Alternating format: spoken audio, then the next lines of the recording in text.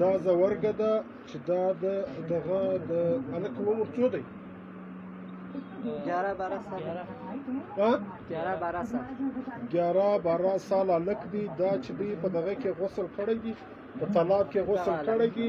نو دا 3 ورځې مخکې مال رالی، نو ما انټي بایوټیک ورکړلو، هغه شیانو هېڅ نه په وکړلو. اوس د څه چې بیا رالی چې ما د ده معاینه وکړله، ومه کتلی چې ومه کتلی د ده په ستوني کې دغه فساو نښتی و. نو لهذا ما په لاس ور واچولی.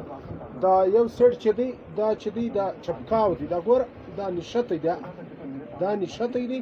باقي چې ده باقي دا د ژوندی د شوري، دا شوري دا مې جناب وایسته. هلک چې کومه ورځ دا موجوده و نو ده د بلډ الټۍ ولې، نو نن چې رالی دی بالا راختلی و، دا بالکل داسې نښتې ده لکه پر شیشه باندې چې اوس نښتې ده، هلته د ده پر دغه باندې نښتې وه.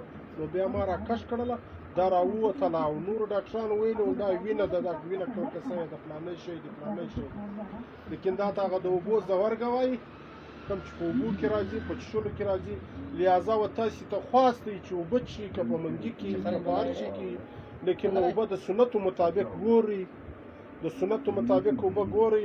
لیکن بیا چې دی زموږ محمد رسول الله صلی الله علیه وسلم ویلي دي چې تاسې اوبه څښئ نو په اوبو کې ګورئ، په اوبو کې ګورئ. په اوبو کې قسم قسم خصمانان دي، قسم قسم خصمانان پکې کې دي. لیکن دا دی نن ثابته سوله، نن ثابته سوله دغه دی دغه شی کې موجود و، دغه شی کې موجود و، او دا شی دا دی راووتی دا دی حرکت کوي.